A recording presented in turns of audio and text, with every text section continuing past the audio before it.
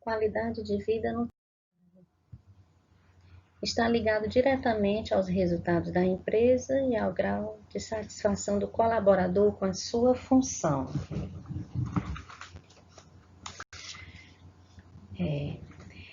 Esse movimento de qualidade de vida no trabalho ganhou força na década de 70, quando um professor universitário da Califórnia, Louis Davis, ele usou o termo qualidade de vida no trabalho para definir bem o bem-estar geral da saúde e o desempenho dos colaboradores em suas atividades.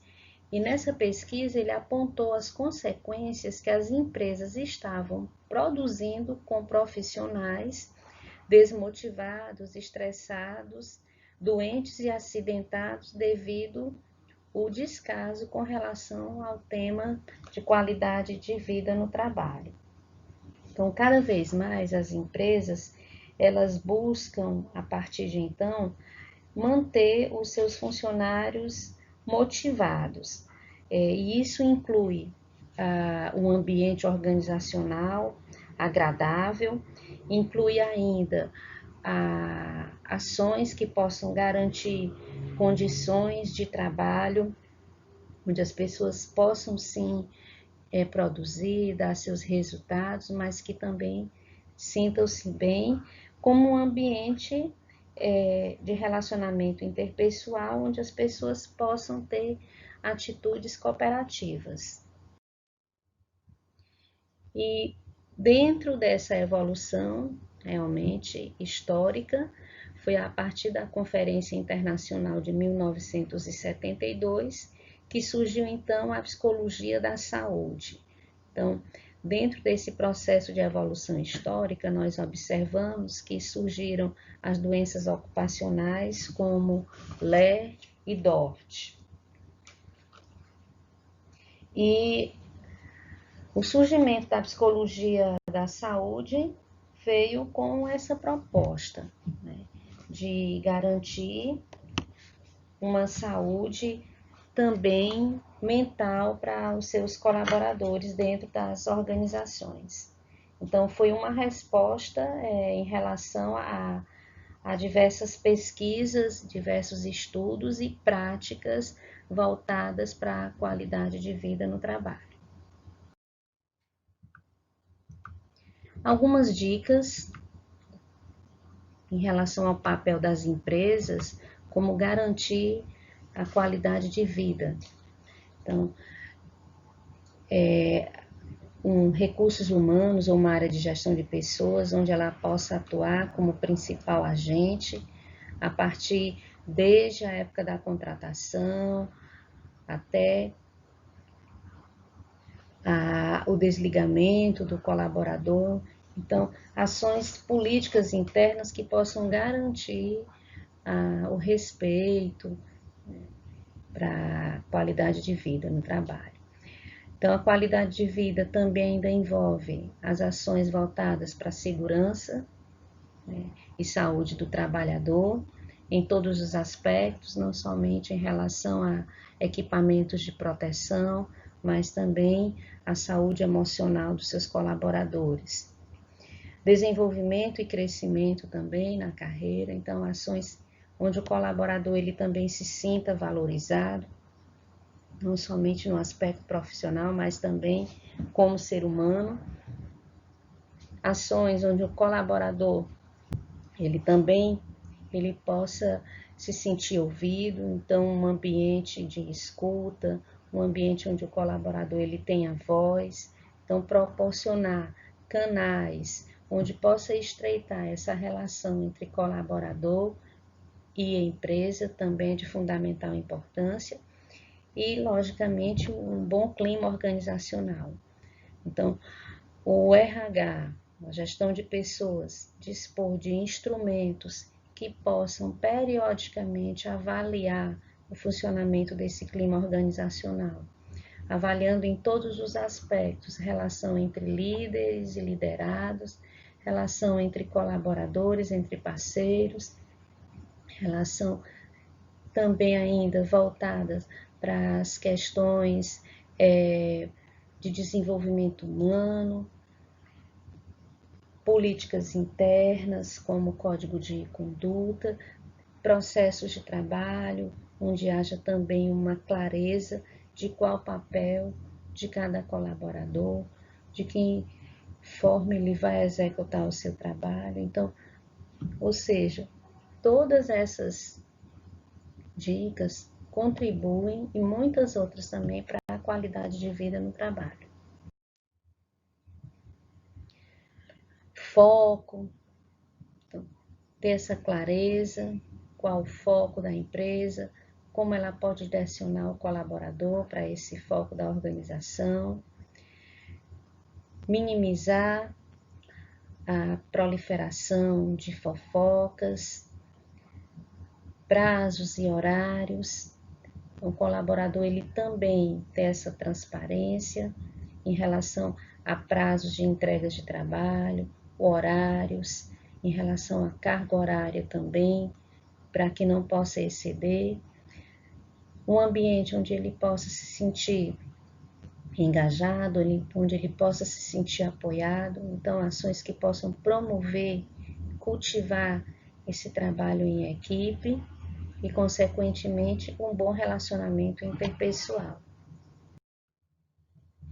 E Christophe Dejoux, ele é um francês, nasceu dia 7 de abril de 49, ainda é vivo. Ele é doutor em medicina, especialista em medicina do trabalho, psiquiatria e psicanalista. Então, ele é um grande contribuidor no que se fala em psicologia do trabalho e ele também é considerado como o pai da psicodinâmica do trabalho. E o que seria essa psicodinâmica do trabalho? É uma abordagem científica que investiga os mecanismos de defesa que o trabalhador tem frente às situações que são causadoras de sofrimento na organização do seu trabalho. O que ele diz com essa abordagem científica? Que é inaceitável dividir o ser humano do trabalhador. Então, ele diz que o ser humano é um todo indivisível. Então, não existe, digamos assim, essa concepção de que dentro do trabalho eu sou uma pessoa e que fora do trabalho eu sou uma outra, que a partir do momento que eu entro na organização, todos os meus problemas eles ficam da porta do portão para fora. Então, com essa psicodinâmica do trabalho, com essa abordagem, ele vem levantar que o ser humano ele é um só. Então, isso é importante também para que possa se compreender que o ser humano ele é uma pessoa única, que a partir do momento que ele tem um comportamento diferente daquele comportamento habitual, é procurar compreender que fenômeno está causando esse comportamento, essa diferença de comportamento. Ele aborda também ainda o sofrimento no trabalho, que ele chama de a psicopatologia do trabalho. Então, é uma das obras também. Então, com o sofrimento do trabalho, com esse pensamento de Dejoux, é um pensamento inovador que investiga as causas do sofrimento e também ainda os conceitos de normalidade e sofrimento no trabalho.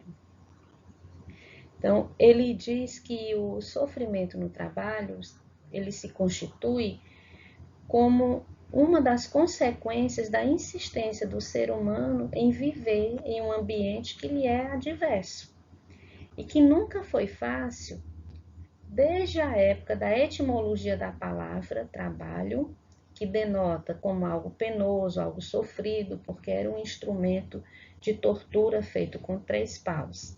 Então, ele afirma isso. Então, se fundamenta-se esse pensamento, essa linha de desenvolvimento em relação ao sofrimento do trabalho.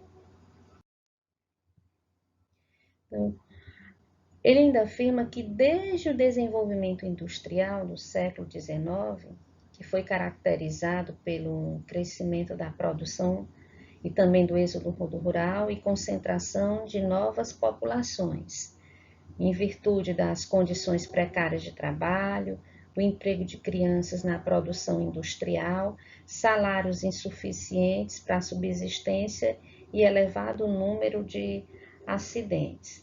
Então, desde essa época da organização do trabalho, né, do período industrial de Ford, Taylor e Fayol, então já foi se desenvolvendo, já foram surgindo o que ele chama de sofrimento no trabalho. Então, a sociedade industrial convivia com uma alta morbidade, uma crescente mortalidade e uma extrema longevidade reduzida. Então, a batalha pela saúde era a própria luta pela sobrevivência. E as exigências do trabalho e da vida eram tidas como uma ameaça ao próprio trabalhador, que acusava riscos de sofrimento. Então, que naquela ocasião era conhecido como a miséria operária. Ou seja, o homem, né, era certo no lugar certo, as marcas do trabalho que aparecem sob a forma de modificações de conduta no ambiente, fora do trabalho, de sofrimento psíquico ou mesmo de doenças físicas ou psíquicas, que tem como uma de suas fontes a rigidez do taylorismo, o medo e a monotonia. Então, se compara a uma doença contagiosa, é o que ele dizia, devendo ser encarada e tratada como tal, surgindo daí um movimento denominado higienista como resposta social ao perigo. Então, esse movimento higienista tinha como função buscar criar estratégias para melhor atingir o melhor nível de saúde e controle sanitarista. Então, isso passa, por exemplo, pelo zelo nos vestuários, cuidados sanitários, o comportamento social. Então, a divisão do trabalho trouxe esse sofrimento psíquico, esse sofrimento emocional. Então, nós vimos que na divisão do trabalho era um processo por meio do qual uma tarefa era dividida em partes, onde cada uma das quais é atribuída a uma pessoa diferente, ou um grupo de pessoas diferente. Então, com a divisão do trabalho, se acentuou muito a concepção e a execução do trabalho. E isso trouxe um prejuízo à saúde do trabalhador. A relação do trabalho com os processos psíquicos teve justamente essa origem no começo do século XX, através dessa ampla aplicação dos princípios tayloristas criados para racionalizar o trabalho. E sobre adoecimento psíquico, o que é que Dejoux fala para nós? Bom, ele afirma que o sofrimento psíquico nada mais é do que a incompatibilidade entre a história individual, né, do sujeito, onde esse sujeito ele tem seus sonhos, tem seus projetos, tem as suas necessidades. Então, essa incompatibilidade entre a história individual do sujeito e a realidade do trabalho, no qual ele está inserido, ignorando a subjetividade desse mesmo indivíduo. Ocorrendo, então, que um bloqueio da relação do trabalhador com a organização do trabalho, gerando, assim, uma carga psíquica do trabalho sobre o indivíduo. E esta mesma carga psíquica aumenta a proporção que a liberdade da organização do trabalho diminui. Então, baseado nesse adoecimento psíquico também, tem uma obra de Dejoux chamada A Psicopatologia do Trabalho, né, que é A Loucura do Trabalho. Essa obra dele, na realidade, é de 1987 e ela foi baseada nos estudos após a Segunda Guerra. E as causas do sofrimento do trabalho? Segundo a psicologia do trabalho, são as pressões, onde envolve a importância de se manter um equilíbrio psíquico, a saúde mental e a normalidade. Então, é importante que as organizações elas busquem dentro da sua política interna estratégias que possam minimizar essas pressões do trabalho.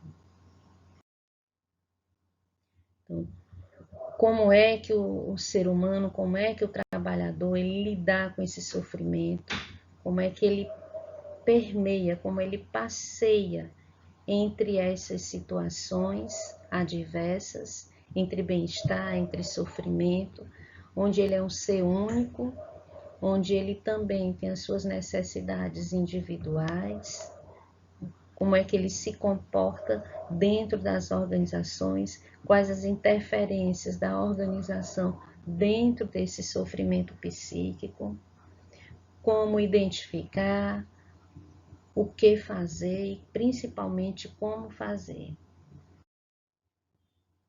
Que fatores contribuem? Então, existem os fatores ambientais, também como agentes e substâncias químicas, agentes físicos, sobrecargas também de trabalho, quais os aspectos da organização, as demandas de produtividade, existe também algum sistema de premiação, como ocorrem essas relações entre as hierarquias, os turnos de trabalho, as relações interpessoais. Então, todos esses aspectos são incluídos no que nós chamamos de clima organizacional. Então, é importante que o RH dentro das organizações eles fiquem atentos a qualquer indício de sofrimento do trabalhador. Temos aqui essa tabela de condições ambientais. Então, temperatura, qualidade do ar, iluminação, ruído, layout. Então, todos esses aspectos, eles também têm uma interferência na qualidade de vida, né, ou no bem-estar do colaborador. Então, compreender as relações de trabalho, o que pode causar irritabilidade, o que pode promover uma depressão, o que pode contribuir também para o estado de humor, o que pode contribuir consequentemente para o desempenho desse colaborador. E aqui nós temos uma lista de doenças relacionadas ao trabalho e transtornos mentais também relacionados ao trabalho. Temos aqui a demência, o alcoolismo crônico, episódios depressivos. Então, se a empresa não tiver um psicólogo do trabalho, mas que pelo menos ela possa fazer uma mediação, ela ter parcerias com instituições que possam promover esse atendimento psicológico, é importante ter esse acompanhamento, o colaborador ele se sentir acolhido. E uma das doenças listadas é a síndrome de burnout, que é a síndrome da exaustão e do esgotamento profissional, muito comum e que algumas vezes o colaborador ele tem e nem percebe. Os sintomas de doenças psíquicas, como é que isso reflete no corpo. Então, nosso corpo ele vai somatizando todos esses sintomas. Então, buscar, identificar e principalmente tratar. Então, se você cansar, aprenda a descansar e não a desistir. Então, essa é a mensagem finalizando esta aula de hoje. Então, é importante que a gente também se dê esse tempo para poder descansar e assim cuidarmos da nossa saúde emocional, que também reflete na nossa saúde física.